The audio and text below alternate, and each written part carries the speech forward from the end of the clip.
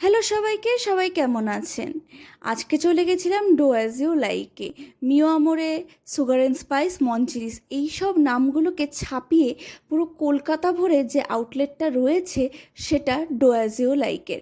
তাই এটা মিস করা তো কোনোভাবেই যায় না। তাই আজকে চলে গেছিলাম ডো অ্যাজ ইউ লাইকে। এদের সিগনেচার আইটেম হলো চিজ কেক। তা বাদেও এদের কাছে রয়েছে প্রচুর প্রচুর টেস্টি টেস্টি কেক, যেগুলোর বাজেট প্রায় 30 থেকে স্টার্ট করে 100-এর মধ্যেই রয়েছে।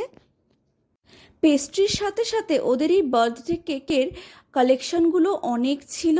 অনেক অনেক রকম, দেখতে সমস্ত অনুষ্ঠানে খাপ খেয়ে যাবে এরকম সব কেকের কালেকশন।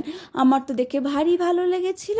ট্রাই করব বাড়ির যে কোনো অনুষ্ঠানে একবারই কেক নিয়ে দেখার।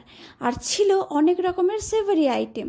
বাদবাকি কেক শপে আমরা যেই সব সেভারি আইটেমগুলো দেখে থাকি সেগুলোই, তবে ওদের প্রেজেন্টেশনটা অনেকটাই আলাদা বাদবাকি চেনা পরিচিত কেক শপের থেকে। আর ছিল খুব ভালো ভালো কুকিজ, মফিনস আর স্লাইস কেক, প্লেন কেক। আমি ট্রাই করেছিলাম ওদের চকো এক্সপ্রেসো আর বেলজিয়াম চকলেট পেস্ট্রি। একটার প্রাইস ছিল 35 রুপিস আর একটার 40।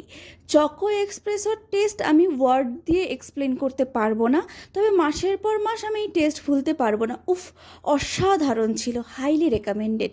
তবে বেলজিয়াম চকলেট পেস্ট্রির টেস্ট আমার সোসো লেগেছে, খুব স্টিফ টাইপের, তো তার জন্যই আমার সোসো লেগেছে, রেকমেন্ড আমি করছি না এটা। সেভারি আইটেমের মধ্যে নিয়েছিলাম চিকেন গ্রিলড বার্গার আর স্প্রিং রোল। বার্গারের বানটা একেবারে তুলোর মতো ছিল, ভিতরে ভরপুর চিজ ছিল, খেতে ভীষণ ভীষণ ভীষণ ভালো, হাইলি রেকমেন্ডেড।